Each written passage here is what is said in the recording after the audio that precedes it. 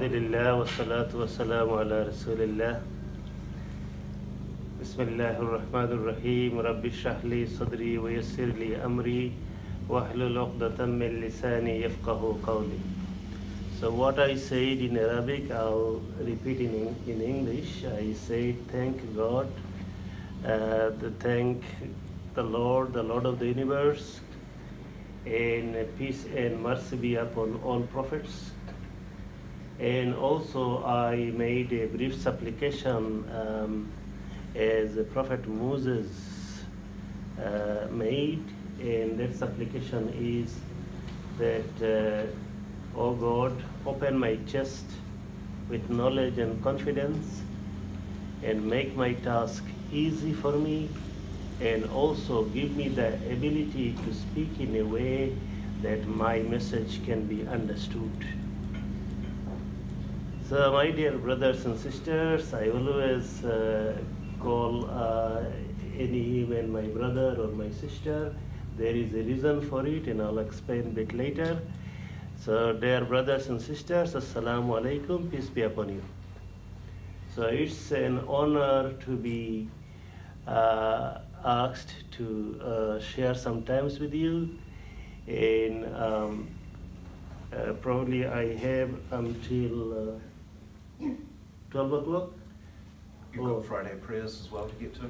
Yes, if I can leave here by 12, I'll be okay. So, we will talk, I want to listen to you, I want to listen to your questions, but I'll just try to give a brief about Islamic philosophy, and then, we will talk about other issues. So, Islamic philosophy. Islam is a term, and the main word in it is salam, and salam means peace. So Islam stands for peace, even though in this world now Islam is somewhere known as no peace, violence, terrorism, beheading, killing, etc., etc. But the actual Islamic philosophy is standing for peace, spreading peace, establishing peace, attaining peace in this world, and we believe there is another world after death, and that world is everlasting. So Islam stands for peace, and from Islam the greeting salam comes from. So like we say, Assalamu alaikum, peace be upon you. That salam and Islam, they are connected. So I'll tell you a story that how salam started, the greeting salam started. The story goes like this, that when God created Adam, so we believe in Islamic philosophy that Adam was created not as a human like us. He was made like a clay doll, and then God breathed the soul on his head, and the soul started traveling from head to toe. And as the soul was traveling, then he developed human flesh and blood like we have. But he was very tall, 60 meters, and he was about 7 meters. He was quite big.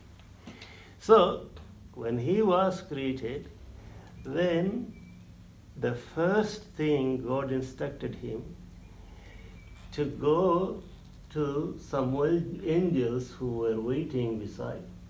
God said, you go and tell them Assalamu alaikum. Tell them peace be upon you. So he did that, and then angels in return, they say, wa alayka salam, peace be upon you too. And then from that practice, God advised Adam that this is going to be the greeting for you and for your children.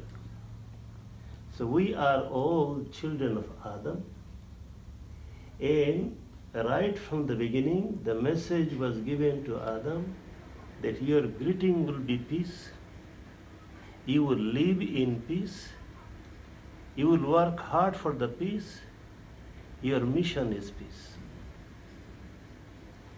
So that's how the Salam started. Now, if Islam is peace, then next question comes that how that peace can be attained. So Islam has given two main principles, two main ways to attain peace. One is faith and another is good actions. Faith and good actions. So faith and good actions, they complement one another. Whatever we do, whether we believe in God or we do not believe, doesn't matter. We believe in something. We have faith. For example, if I am a terrorist, I have a faith. My faith is the world is full of bad things and people are my enemy and I have to kill them to eliminate my enemy. Things like this.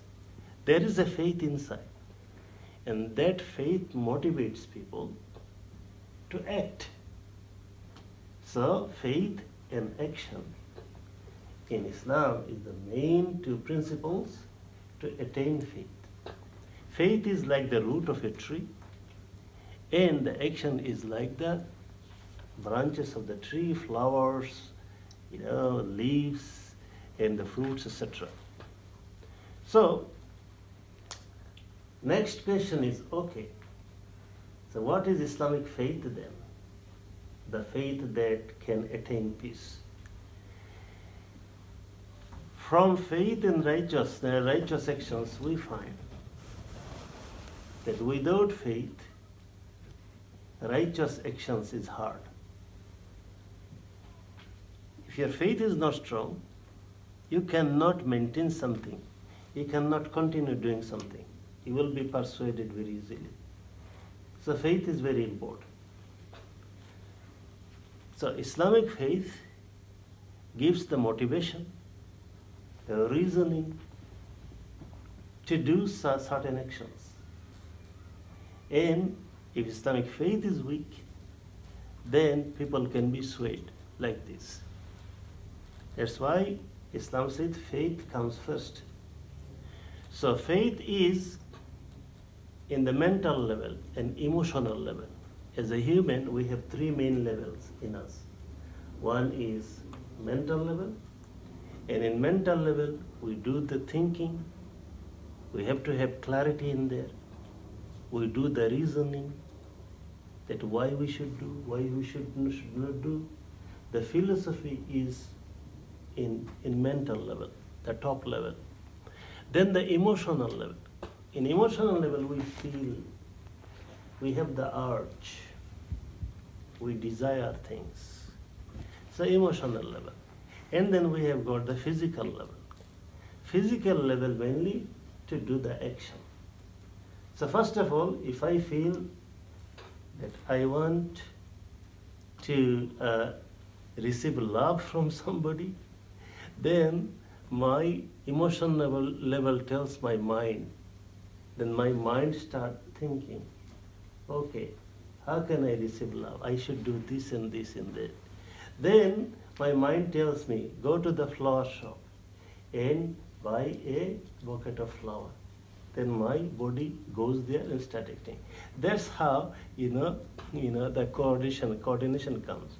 So the Islam says that faith is most important because faith gives the instruction, the reasoning for the body to act accordingly. Now, what are the main things in Islamic faith? It's a long subject, but I will only, summarize few things that how faith prepares the person to do the good action. Because good actions only bring peace. Bad actions cannot bring peace. For example, good action is loving and forgiving. So, loving and forgiving, can prevent further losses of life and can bring reconciliation and can bring peace. But a unrighteous action like killing does not bring any peace. So for attaining peace, faith prepares the person to do the right actions, and the right actions brings peace.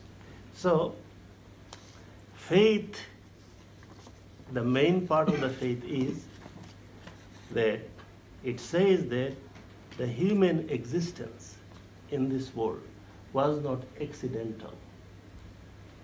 It was according to a master plan that the master of all, the creator, he made it. And in Islam it says that the master plan was from one God, and his message was one, and all his messengers came with one message. And that's where Islam is different in philosophy than some other religions. Some other religions, their concept is that God is not one. Message is different. But Islam says one God, one message, but we misunderstood the messages. That's why we are different and we are in different religions. Otherwise, logically, one God cannot send one messenger to say that you walk towards the east. And then same God cannot send another messenger to tell the mankind you walk towards the west. It doesn't make sense. So somewhere along the messages, there was some misunderstanding. That's why, the division is there in terms of faith. Otherwise, the same God cannot send too many contradictory messages. He cannot divide people because he is one and he created one people. Now, so Islamic faith says that one message and also one family. What is one family? Islam says that human beings are one family. There are lots of references from Quran and Prophet sayings that humans are one family. They are all the children of Adam and Eve, and they should treat one another as human brothers and human sisters, and they should take care of each other through the good actions, and then they can enjoy peace. But if they treat one another as enemy, they divide one another with racism, they divide one another with color, then no matter how much they try, they cannot bring peace. And they cannot create any peace, they cannot make any peace in the science laboratory, they cannot buy peace from the supermarket or dairy shop, nowhere. Peace has to come only one way, through hard work, and that hard work is good actions. But why should I do good actions to you? Unless in my faith, unless I embrace you as my close one, as my brother, as my sister. That's why Islam says, you have to believe firmly that you are one. And you are obliged to care about one another, then the attitude will be right and your action will be right. Another part of Islamic faith is about our human status. That what are we actually? What is our role? So you are a philosopher, you are a teacher. So as a human being, generally, what are we? So Islamic faith says that you are a very honorable being. You are the very honorable being. In Christian faith, they say that you are the image of God. The same thing, the main message is that you are very honorable. Your status is very high. Islamic faith says that you are the ambassador of God. وَلَقَدْ كَرَّمْنَا بَنِي آدَمَ. You children of Adam, you are very honorable. your status is very high. And to maintain your honorable status, you have to do honorable actions. And honorable actions will bring peace. So all the good things, righteous actions are honorable. It suits you. When you are loving, it suits you. This is honorable. Because if people love other people, it brings honor. All the bold, lettered people in this earth, they were not murderers. The good name came because of their good actions. They received honor because they had done honorable things. But when the same human being become killer and terrorist, they do lowly actions, and because of that, nobody give them a hero title. So, for example, in 15th of March, he is our human brother, but he made a mistake. And the practical example is, no one said, brother, bravo, you have done the right thing. Brother, you come, we want to give you the guard of honor. Brother, you come, we want to give you welcome in the red carpet. Or you come to the prison, we will give you the 5-star hotel facility. No. Why? It was not an honorable action. It was not an honorable action. But honorable action, like our Prime Minister, she came with unity, the call of unity, and now the whole world is talking about her.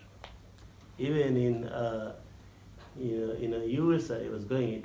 I was overwhelmingly, I was overwhelmed by the feedback. People from all over the earth. There were more than 1,000 delegates, and they were standing in queue just to come and hug me and tell me, you live in a beautiful country. Your Prime Minister is so good. Your people are so good. Things like that. We wish we were living in New Zealand. Why? Because of the honorable act. So Islam says that your status is honorable. To maintain your status, you have to do honorable actions. If you do honorable actions, you will enjoy peace. You will enjoy harmony. You will enjoy prosperity. If you do dishonorable thing, that will drag you down. Now, then the third question is, okay, we are here. So what is the purpose of our life then? If we ask this question to Islam, then Islamic faith says, yeah, you have a purpose. And your purpose is, you are in a test. So once, we become matured, from maturity until death, that time is a testing period for human being. That's what Islam says. That you are in a test. You are not here just for nothing. You are for a great purpose. God has sent you here. You did not bring yourself down here. You were sent, you were created, and the purpose is that you will be tested. What is the test for?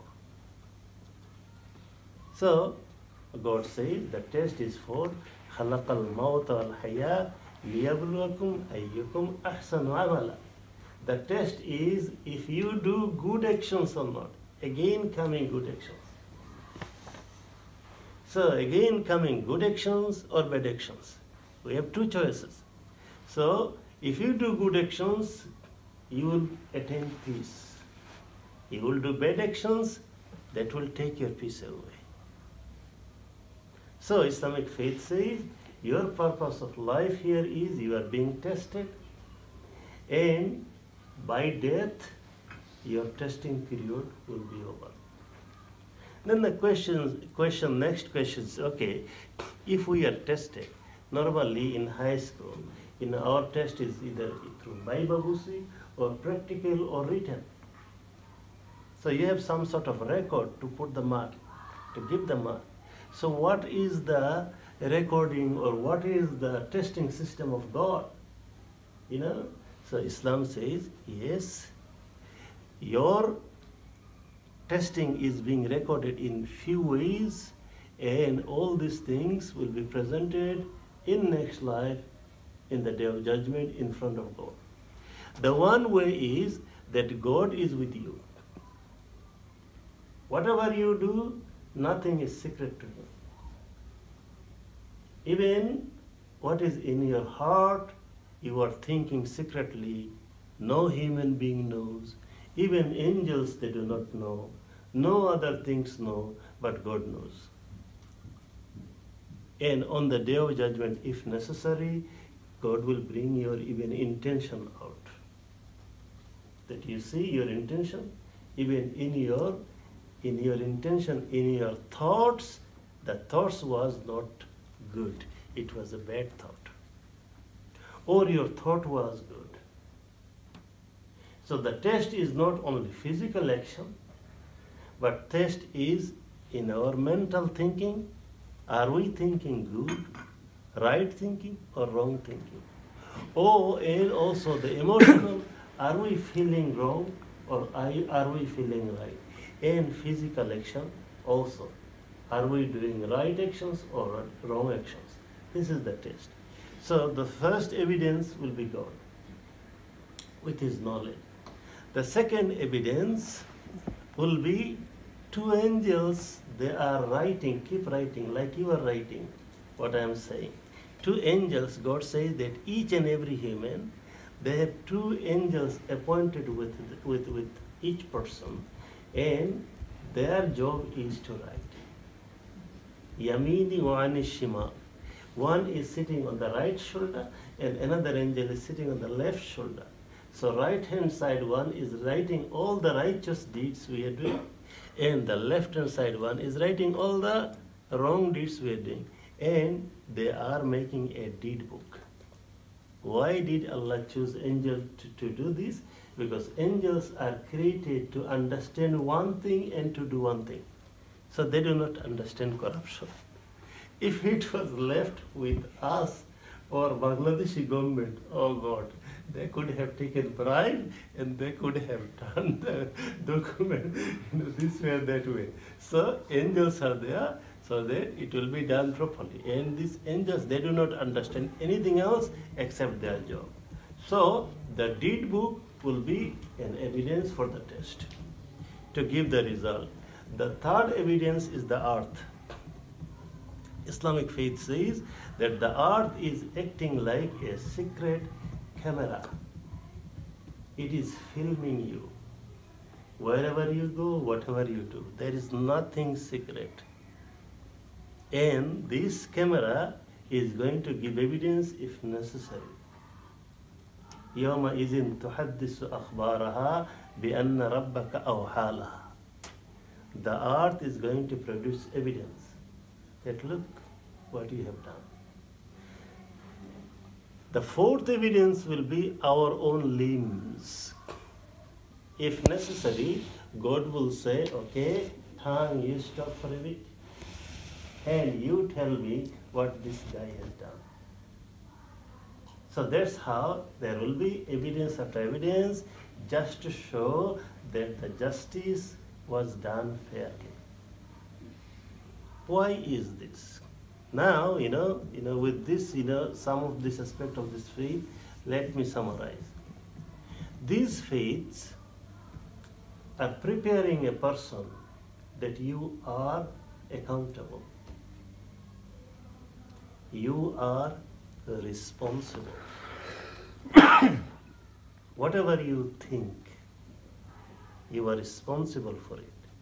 Whatever you feel, you are responsible for it. Whatever you do, you are responsible for it. And because you have high honorable status, you should try to maintain it. If you don't, you will be in trouble. And that is called in Islam God-fearing. If someone has this kind of thoughts and faith installed in his mind, in her mind, then she becomes responsible in her talking, in her thinking, in her feeling, in her human relation, in her human rights, in every aspect of life. she will think, oh my God, everything I do is recorded. So I have to be a better person. So this kind of faith, the stronger the faith is, the person is more righteous. That's how Islam prepares a person. The more stronger, the stronger faith you have about this, that you are accountable, then the more righteous you are going to be. You don't have to wait for the police to come and tell you off. You don't have to wait for the teachers to come and tell you off. Inside you, within your thought, you will say, I have to guard myself. And that's how Messenger of God, they came and they taught and they turned the killer into a savior. Because the correction came from within. Yes, we need police system, we need prison, these things are helpful. But this thing alone cannot change people, cannot change bad people into right people. No, Mr. Moses, he came to Farid, he did not come with huge army. He came alone with some of this teaching. Jesus did not come with a big army. No prophets came with army, with military force to fight. They came to win people's heart, to win people's mind. And they tried to instill some of the faith, and that faith itself motivated the people to act right, to be righteous people. So, Islamic faith targets people to be responsible and to be righteous, because righteousness brings peace. I'll give one more example about righteousness. For example, me and my wife, we have everything we need to be happy. We are in peace. We have big money. We both earn a lot. We have kids. We have everything. We have big car, big house, everything. But I am cheating her secretly. Only this thing is not righteous, unrighteous. But everything else is good. The moment she finds out that I am cheating her, I am doing something unrighteous, that's it. Our love, our peace will run through the window. And two of us will go to the court for settlement. On the other hand, we don't have much, but we are honest. We are open. We do not cheat one another. We do not abuse one another. We show our love and affection. These things are righteous. And we are in peace. Money, charity is even a smile is charity. With a beautiful smile, I can make your day. So, Islam said, Kullu ma'rufin sadaqah. Every good action is charity. But to be able to smile, to be able to love you, I have to sacrifice my hate feeling from my heart. I have to remove my grudge from my heart. That sacrifice is a charity. So, also giving money is a charity. But you see, this charity is actually training Muslims to be unselfish, not to be stingy, not to be greedy, not to be selfish. Because greed is more dangerous than cancer. Look at the world. All these wars. Why? Because these wars are motivated by greed. The main philosophy is greed. I have probably $1 trillion in an industry to make weapons. If there is no war, if there is no bloodshed, how can I make money? So I want two of you fight, and I'll supply the weapon for you, and I'll get the money. I don't care. Your blood is losing. I don't care. Your life is being in ruin. Greed. So Islam says that if you want to be righteous, you got to be charitable, and to be charitable, you got to get rid of your greed, your selfishness, your hated feeling, all your bad nature. You have to get rid of it. Then you can be really charitable and you can earn peace. If I hold grudge against a killer, for example, like my things, he killed my wife, 50 other people. Now I had two choices. One choice is I hold grudge, and I hate him too, and I want to take revenge. So, to me, this is not charity. And with this, I'm not going to be happy either. And I am influenced by his bad action. He had done some bad, and now I'm trying to borrow that badness into my heart too. And I could not afford that. I could not afford that. Because I wanted my heart to be at peace. So to attain peace, I had to do some righteous thing. What is the righteous things? Okay, you hate me, I love you. My heart is clean. And I do not, carry any burden any longer. And you wanted to destroy me? No, I forgive you. So, to me, it is another charity.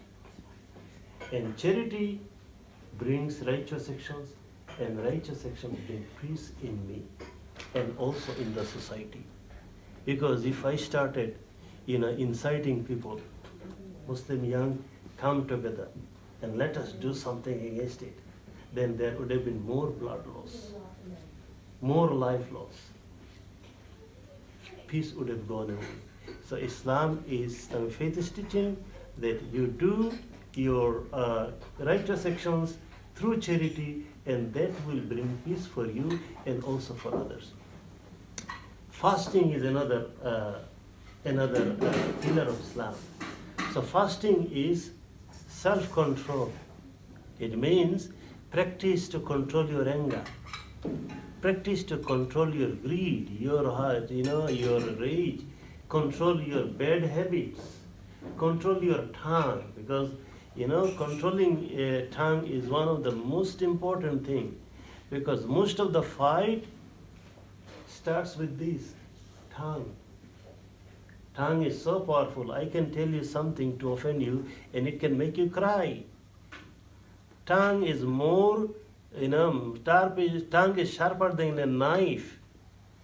With one harsh word can cut your heart into pieces.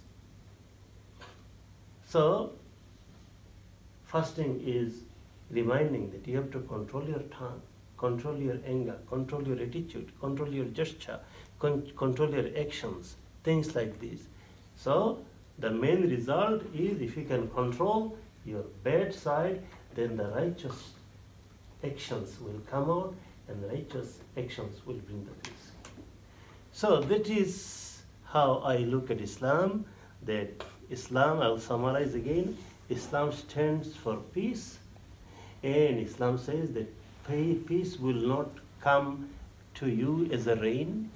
You cannot buy it, you have to work for it. And how you can work for it? The one way, you make your mind and emotion prepared with all the good reasons that why you need to do the good work, and then start acting with good works, and then that will result, peace for you in this life. And also there is a life hereafter, and also there you will be rewarded for your good work. So that is about briefly, Islamic philosophy. And now I'll open the questioning. You can ask me a question about anything. Yes. Thank you. That was fabulous. I've made lots of notes. Thank you. I've got 2 points. One is I like the idea that intentions are being judged as well as just action in your head, and a link to maybe teenagers who we teach that are doing lots of negative self-talk, and any pointers as to how to help them make their thoughts better. So that was 1 point. And the second one was the bit about the earth providing evidence, and any thoughts on that related to global warming and climate change. So the intentions, what I do in my class, I repeat these intention things with my children in the mosque, and then gradually it sinks into their mind, and I find some of them that behave responsibly. That the intention is very important. Behind any action, there is an intention. So if I want to drink a cup of tea, why should I drink a cup of tea? If I want to tell my classmate a bad thing, why do I need to tell the bad thing? So it comes with the intention. So intention is like, the reason why I'm doing it. So when we become self-aware about our intention, then we find out that sometimes we want to say things because of our grudge, enmity, and that makes us mean, even though we are saying in a clever way sometimes, but the God is watching it inside us. We have an eerie feeling about it, and that's why I'm doing it. So if we become self-conscious about why I'm doing this, then we become self-conscious about our intention, and we can scan it. If our intention is bad, we can just say, oh no, I should not do it. And that way, we can, learn ourselves. It's a gradual learning process, but we need regular reminder about ourselves, why I'm doing it, why I'm doing it. We need to question ourselves. Sometimes, whatever we do not question ourselves. We think, I must be doing the right thing. No, we human beings, we need to question ourselves, because inside us there is a judge. That judge is consciousness, very neutral. And if we ask ourselves just, what am I doing? Then my consciousness will say, you are robbing, you are doing bad. You should give the money back. So inside us, even some people they say, I think it is not too bad. Even some people they say, okay, if you don't believe in anything, at least believe in your consciousness. Your consciousness will tell you that your intention was bad, or your intention was good. If it was good, appreciate it. If it was bad, just change it. So it's not a overnight changing thing. It requires whole life. But as long as we are aware about our intention, and as long as we are practicing, our intention, scanning it through our consciousness, then we learn. We become better and better, and we become more mature, wiser and wiser.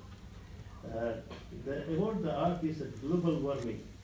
Here, Islam says that anything we do should be sensible. Anything we do should be responsible. And we should not cause things to make other people suffer. So if something is within my capacity, and I can, I can eliminate some causes which could contribute suffering to the people, and I did not, then I'll be questioned for that as well. Because for my action, other people are suffering. And Islam says that you choose something for others, what you choose for yourself. In other words, you love something for other people that you love for yourself. So if I want, fresh air, then I have to be also thinking about fresh air for other people. So sometimes what happens, some of us, we become very rich, and then, we don't care about the pollution. We think as long as I get the big dollars, then I don't care about the pollution. That is another action that God is going to question. That why for your action, my other servants, my other people were suffering. So there is a saying, of Prophet, that on the day of judgment, God will call a person on his court and will say that I went to you hungry, but you never gave me any food. So he will say, God, are you joking with me? You never eat, you never feel hungry, and you never went to me.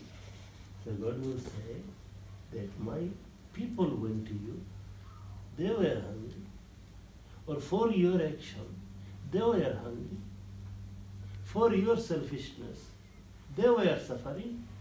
If you would have looked after them, shared with them, then it would have been like feeding me. So the same thing applies with the environment. We share a country, we share a land, we share a city, and we should be mindful about the comfort of each other. If we deliberately, do something to pollute the environment and make other people suffer, then we are going to be questioned and we are going to be responsible for that.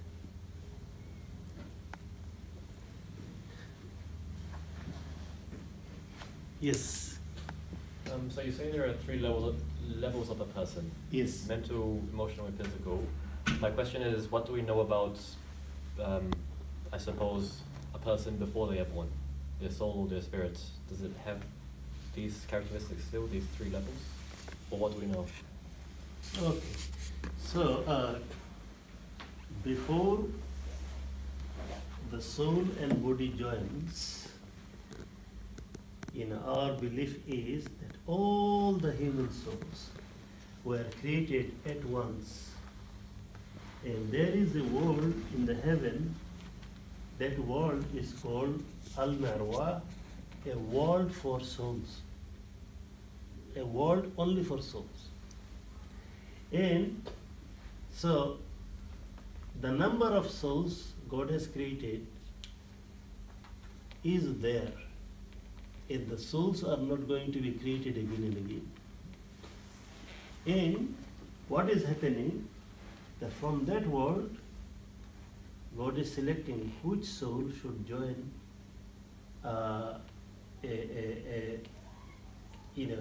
human body in mother's womb exactly when, and then that's how the chain of human soul coming and joining, and then one day they are dying. So one day the whole souls that were created, that chain will stop, will end. And then there won't be any more human beings coming. And then, and that way, there will be a time that this world structure will change for another world. Anyway, now you are saying that before the soul joined to the human body, how many levels it had. So, when the soul, we talk about soul, the soul is a totally, different thing. When soul comes in, then we have three main levels. But before soul came in, soul has, its own thing. For example, what is soul? If we ask, the question was asked to Prophet, what was soul? And then Allah answered, قُلِ الرُّوحُ مِنْ أَمْرِ رَبِّي. The soul is an order from the God. So in other words, it is a life force. We cannot see it, we cannot touch it. But as soon as it is breathed into the mother's womb by an angel, then the piece of lump, start moving, becomes active. The heart start, beating begins. And when the soul is taken away during the death, then the heart stops beating. So these three levels I'm saying, when the soul comes into the body and merges the body as a life force, then three levels within us. But before then, it is a life force, it is a command of God, and it is not very clear to us because the details are not given.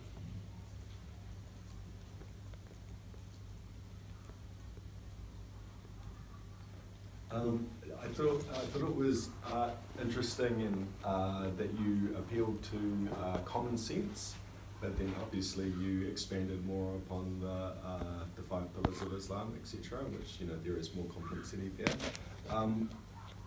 We are living in a more and more complex and complicated world. Do you find that there are conversations that happen within Islam around these issues which are very complex and difficult to deal with? And how do those issues get discussed and spread through the church or through the religion? I can see that we are opening up more and more. We are not like before. We are not, we are not suffering from fear that, should I ask a question? Will Muslim be offended? Will Christian be offended?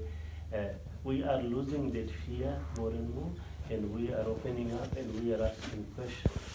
So, for example, when I went to Washington, D.C., I decided to take a companion who was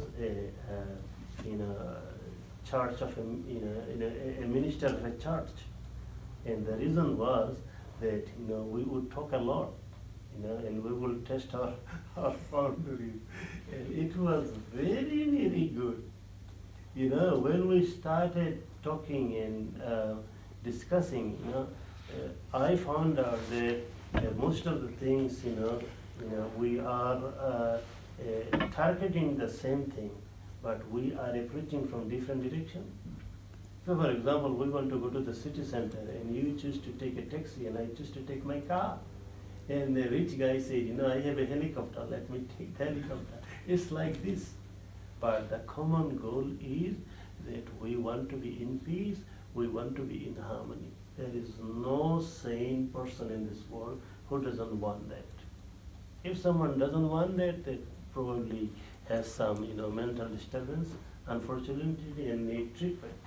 So, the goal is same. No human being can argue that he doesn't want to be loved. And wherever I go, my message is, if we cannot agree on the religion, fine. What can we agree upon? Let us look for this. We cannot deny we are human beings. So let us agree on this point. We are human beings. You have feeling, I have feeling. If you feel sad, you cry. I also cry. You need oxygen, I need oxygen. So let us at least agree upon the common ground, and we start looking after one another from there. If we don't agree on other things, fine. You do in your way, I do in my way. But we have to come into common agreement, I'll not hurt you, and you'll not hurt me. So, I think, we all are the messenger of peace, and we need to spread this sort of things. Because if we stick to the religion tightly, no, my one has to be right, anyone one is wrong, then we are creating tension. We do not need to do this sort of things. We need to be flexible. We need to know that if there was no flexibility, then God would have created us as robots. So there must be flexibility, and God did not impose, any force on us in terms of faith. Then why should we? So I think that we are opening up because there are lots of bad things happening, and I look at the human as like the human growth is like a children. A baby takes time to grow. Human civilization takes longer time to grow. So we are through pain and suffering. Gradually we are learning more, and we are questioning ourselves. What is going wrong with us? Why are we hating one another so much? Why can't we find common ground? So this kind of awareness is increasing, in my area. Yes. Just to follow on from that, one among the complexities of issues, and has been, especially since in New Zealand since 15th of March, the wearing of the hijab. I'm in a girls' school, a few of us are, and we had a policy change at the time to allow girls to wear the hijab, which they hadn't been allowed to. There's been some controversy about, some people liked that, some people didn't like that. We had one girl stand up and speak to the whole school, a year 13 girl, about how she had been 13 years at the school and never ever discussed her faith with her friends, never ever said that I am Islam, and that she now felt empowered to do that and was thankful. So I'm not quite sure what my question is really, but do you have any comments about the kind of discussion that's come up about the hijab? I mean, there's been some controversy as to whether our Prime Minister should have put the hijab on in response and so on. Do you have any comments? Yeah, my comment is this kind of discussion is beautiful. I do not take it negatively. Even if someone comes and tells me, hey Farid, I hate you, I do not take negatively. I think it is better that he tells me rather than keeping it inside him. But as long as he doesn't hurt me, and I do not hurt him. So any kind of discussion, any kind of debate is welcome. Even, if I know these Muslim children, or you can tell them that Farid said that if anyone criticizes against, hijab, you should not feel offended. You should take the opportunity to explain. Rather than, they don't like it. No, they are saying something. They are expressing their views. You can also, give them reasons. For example, last night, I was just, going through the internet news, and I found out that one lady from Maldives, she is a mayor candidate somewhere in North Island, and then someone wrote a letter and said, you should go back to your room, and what do you know about this and that. And so I saw that, and in return, I saw some also letter from Kiwis with also harsh reactions that we do not tolerate this kind of racism, this and that. To me, the response could have been wiser also. Yes, someone has written a letter saying, you are not belong to us, you go back to home. Take the opportunity and say, whoever you are, I respect your comment, even though I do not like it, and may I have the opportunity to sit with you, talk to you, so I can explain that I am belong here, I love you guys, I have done this things, and I promise I'm not going to harm it. Why don't you, give your beautiful side rather than taking, he's racist. So I believe that, both sides, we have to be flexible. Why, I have to, in Muslim gatherings, whenever I go, I say that why someone hits me. We should ask ourselves, on the way to back home in Washington, D.C., Adams Center, they asked me to give a sermon. So in that sermon, I said, put your hands on your hearts and ask your heart, do you hate non-Muslims? Because this sort of questions, we never asked ourselves before. I said, we have to ask, do we hate non-Muslims? If the answer is yes, then you deserve hate. Because hate begets hate. But if your answer is no, then the next question is, do you love them? If you say no, we do not love them, then you deserve no love. If you say, yeah, we love them, then my third question and last question is, are you seen being loving? Are you showing your love? So I think, we all have to ask ourselves questions. It is not just, something has happened, bad happened, and then now, suddenly the whole country, should give every right to Muslim. I do not believe in this. I believe hard work.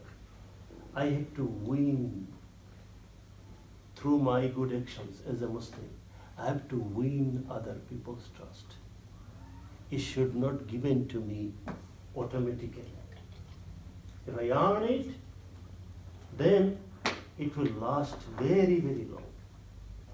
So, this is my message to the Muslims, that if anyone, any Kiwi, if they say go home, then think about your own country. Why did you come here? Because in your own country, some people say, get out. In your own country, you were not given human rights. And you come here and you want everything free without working hard? No, you have to prove yourself that you are a loving Kiwi.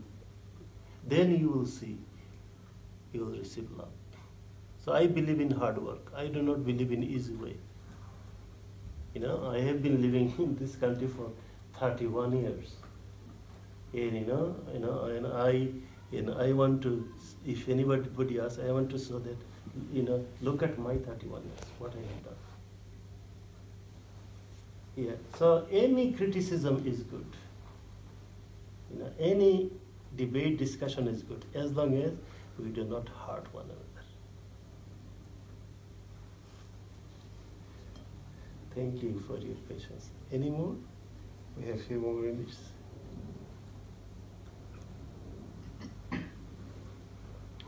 Yeah, thank you, Farid. Can I ask a question? Sure. After the 15th of March, Yeah. How do you think the changes in the Muslim community in Christchurch, what have been the positive changes that have been made, despite the horrible event? Overall, I would say that Muslims are very positive. First of all,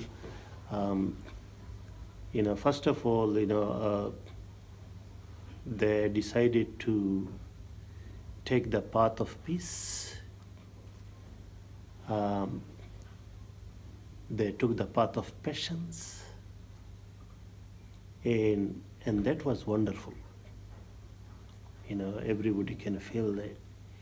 And they have also discovered that being loving and patient and non-violence brought a lot of respect for them.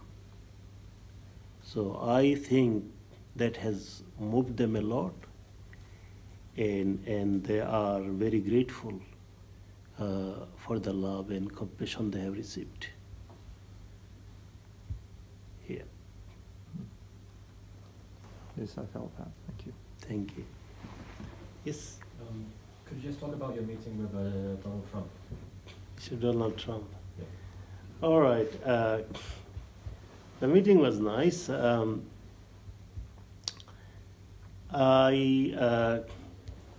was prior to meeting him, you know, I was not sure that there would be a meeting with him. There was a religious conference. The conference was ministerial to advancing religious freedom. So they actually invited 106 countries foreign ministers, including our Honorable Winston Peter. And these ministers, they spoke. And together they wanted to, you know, find a strategy how to prevent religious persecution in this planet. So that was a good thing. And to kickstart their conference, they had chosen 3 speakers in the first morning, you know, at the beginning hours. So one of them was me, another one was a rabbi from a synagogue, and another speaker was from Sri Lanka, from, you know, Bomatat in Sri Lanka. So it went well. It was first day, and then second day we got the confirmation that we were going to see Mr. Trump. So it was good. The security in USA is a little bit annoying for me as a Kiwi, because here everything is easy peasy. And there, you know, from the gate to his office, maybe, you know, about 100 meters, and took us about 1.5 hours. Scan after scan, security after security, you know. So I made a joke with, you know, some of the, you know, US officials, and I said that you people are very scared. Why, Mr. Ahmed? Because of the security. Security tells you that you are very scared. But we are very easy peasy. All right. So we went there, and then, you know, we received a brief training about the protocol. So, you know, we were taken to the Oval Office, and then, you know, there was, you know, certain place designated who would stand where, you know. It was a small, beautiful office, but it had 4 doors, you know, one door, and that way Mr. President came in, then another door, that way we came in, and then another door with an office there, and then another doors was for journalists. And also he goes out, and, you know, his helicopter is out there. So we were taken there, and then before he came, his 2 official photographers, you know, they were saying, okay, you have to smile. Why? So only I was there who was making some jokes, you know, and other people I saw quite tense. So why? Because, you know, we want a beautiful smile for photograph. I said, why don't you take New Zealand way, easy way? So, what is New Zealand way? I said, lady, you just tell us cheese. And that's so I was making jokes. Then in another funny one, he said, Mr. Ahmed, should we say New Zealand cheese or American cheese? I said, who talked about cheese at first? You. So it has to be New Zealand cheese. So we were making some laugh. And then, you know, he came in. You know, he walked in, and that time there was no camera. So before the camera, he was one type of person. After camera came in, he was different. So yeah, he was very graceful, very polite. He came in, and he said, you know, it's an honor to have you here. And then because I was in wheelchair, so he came in front of me, and probably as a single person, he spent more time with me. So he came in, he leaned forward. Mr. Ahmed, you are from Christchurch. I heard all about you, all about your people, all about your country. I'm very aware. You went through a lot and you were wonderful. So he was saying all the nice thing, and it's an honor to have you here. And thank you very much for coming all the way with your, health difficulties, things like this. So I thanked him. Then he walked around the